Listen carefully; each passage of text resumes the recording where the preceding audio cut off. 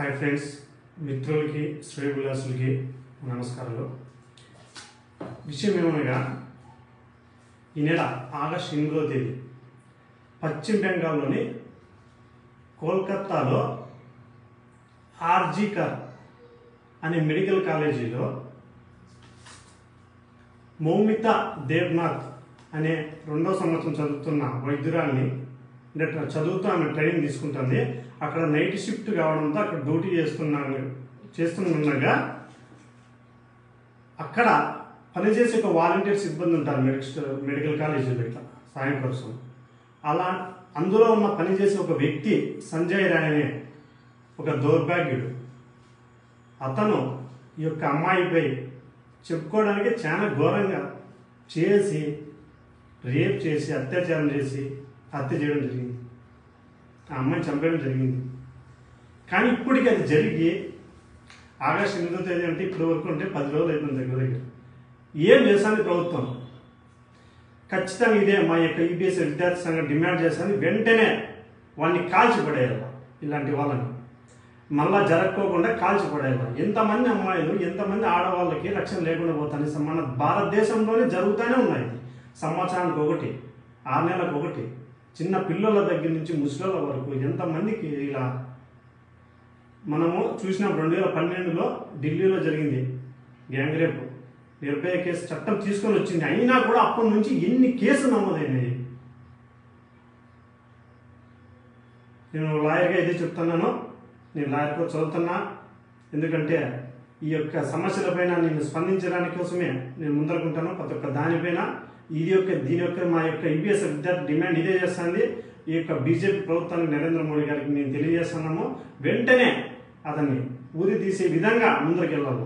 ఆ పశ్చిమ బెంగాల్ ముఖ్యమంత్రి మమతా బెనర్జీ అతన్ని కూర్చోబెట్టుకొని అన్నం పెడతానేమో తెలియదు, కానీ ఇంట్లో ఫస్ట్ వాడిని తీసుకొచ్చి కాల్చి పడేయండి. అప్పుడే నాకు ఎంతో ఇష్టం మమతా బెనర్జీ గారు అంటే. ఒక లేడీ పెళ్లి చేసుకోకుండా ఇండిపెండెంట్గా పోరాడుతూ ఇప్పుడు 2వసారి కూడా ముఖ్యమంత్రి అయింది కాబట్టి పశ్చిమ బెంగాల్కి నాకు ఆమె గౌరవం. మీరు ఈ పని చేయకపోతే ఆ ఉండే గౌరవం కూడా పోతుంది ఆమె మీద. ఎంతమంది నిందితులు ఇట్లా పట్టుకొని మనము వాళ్ళకి పెట్టుకుంటూ ఉంటే వేరే వాడు ఉంటాడా భయపడుకోకుండా? మళ్ళీ వాడు చేస్తుంటాడు. వెంటనే పట్టుకున్న నిందితులు పట్టుకున్న 24 గంటల లోపల చంపి పడేయాలి, ఉరిశిక్ష వేసి పడేయాలి. రేప్ కేసు వచ్చి 375, 376 రేప్ కేసు సంబంధించిన సెక్షన్ ఉంటుంది. దానికి సంబంధించిన సెక్షనే ఉరిశిక్ష 354(5) 354(5) ప్రకారం ఉరిశిక్షను అమలు చేసి అతడికి శిక్ష విధించండి. నెక్స్ట్ ఎవరన్నా చేయాలంటే భయపడాలి. ఇది చూసి అసలు అమ్మాయిని ఎంత ఘోరంగా హింసించి చంపేసినాడంటే అది చూస్తుంటే మనకి ఎంత బాధ అవుతుంది. ఎంతమంది ఇట్లా ఆడపిల్లలు ఎక్కడ కాలేజీలో పోయి దూర ప్రయాణాలు చేసి చదువుకోవాలని పోతాంటారే, మన తల్లిదండ్రులు పంపిస్తారా? ఇవన్నీ చూసినాక ఇట్లా అమ్మాయిల్ని. స్వతంత్ర దినోత్సవం అయిపోయి స్వతంత్ర దినోత్సవం వారం ఉందనగా ఇట్లాంటివన్నీ జరుగుతాయి. అది కూడా మన ఆగస్టులో మహాత్మా గాంధీ ఎప్పుడో నైట్ పూట తిరిగితేనే స్వతంత్ర దినోత్సవం అన్నాడు. ఆడవాళ్ళు నైట్ పూట పరుగులు కూడా తిరగలేకపోతున్నారు. అట్లా పరిస్థితి వచ్చింది. అంత దరిద్రంగా దేశాన్ని ముందుకు తీసుకుపోతున్నారు ఈ దౌర్భాగ్యులు కొంతమంది. మనం రీసెంట్గా 2019లో కూడా చూసినాం ప్రియాంక రెడ్డి హత్య కేసు. అమ్మాయి అయితే ఇంకా చాలా ఘోరం. అమ్మాయి బాడీ కూడా కనిపించలేదు. అలాంటి వాళ్ళని ఏం చేసినారు, ఒక వారం లోపల కాల్చి పడేసినారు ఆ 4 నిందితుల్ని. సేమ్ యాజ్ ఇట్ ఈజ్ ఇదే. ఈ అబ్బాయిని, ఈ సంజయ్ రాయ్ అనే నిందితుడిని వెంటనే ఉరిశిక్ష అమలు చేయాలో లేకపోతే కాల్చి పడేయాలి. నెక్స్ట్ ఏరవాడు చేయాలంటే భయపడాలి. ఇదే మా యొక్క ఈబీఎస్ విద్యార్థి సంఘం డిమాండ్ చేస్తుంది. ప్రజలు కూడా మొత్తం ఇది అబ్బాయికి ఉరిశిక్ష పడే వరకు నిరసనలు కొనసాగించండి. ప్రతి ఒక్కరు స్పందించండి, మాట్లాడాల. ఎందుకంటే ఎక్కడో జరిగింది మనకల్లా కాదులే అని పట్టించుకోకుండా ఉండకూడదు. మన దేశం అంతా మందే. ఎక్కడ జరిగినా అది మన ఇంట్లో జరిగినట్లే సమస్య. రేపొద్దు మన ఇంట్లో కూడా జరగచ్చు. కాబట్టి నేను కోరుకునేది ఒక్కటే, ఆ అబ్బాయికి శిక్ష పడాలా. రిపీట్ అయితేనే ఉన్నాయి. ఎందుకు అవుతున్నది? ఇలాంటి కేసుల్ని వేరే దేశాల్లో ఉన్నాయి కొన్ని. దుబాయ్లో నార్త్ కొరియా అధ్యక్షుడు ఇట్లా వాళ్ళకి ఏదైనా జరిగిందనుకో విత్ ఇన్ సెకండ్స్లో వాళ్ళకి నిందితులు ఉరిశిక్ష విధిస్తారు, అక్కడ అమలు చేస్తారు. అందుకే అక్కడ అన్ని జరగవు ఎక్కువ.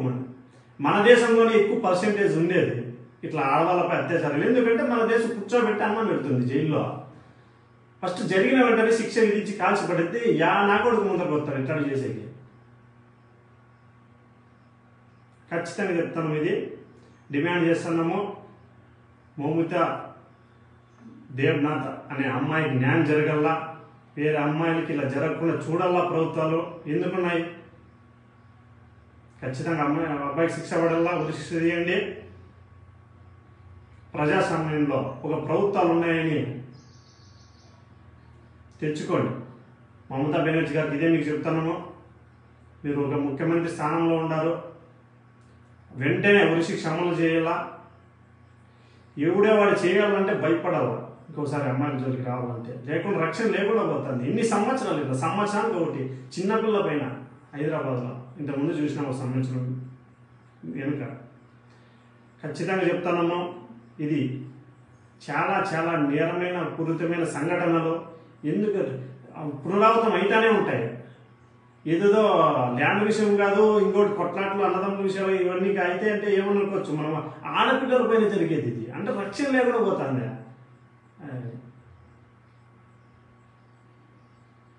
నాకు ఇవన్నీ చూసినప్పుడు అందుకే నేను లాయర్ కోర్స్ చదువుతున్నా. ఖచ్చితంగా సమస్య పైన పోరాటానికి ముందర పోతాం మేము. ఆ అబ్బాయి ఖచ్చితంగా ఉరిశిక్ష వేసే వరకు నేను నిరసన తెలియజేస్తూనే ఉంటాం. మా యొక్క సంస్థలు కూడా ప్రతి ఒక్కరూ దీనికి స్పందించండి. ఎవరైనా నెక్స్ట్ చేయాలంటే భయపడాలా. చేయి.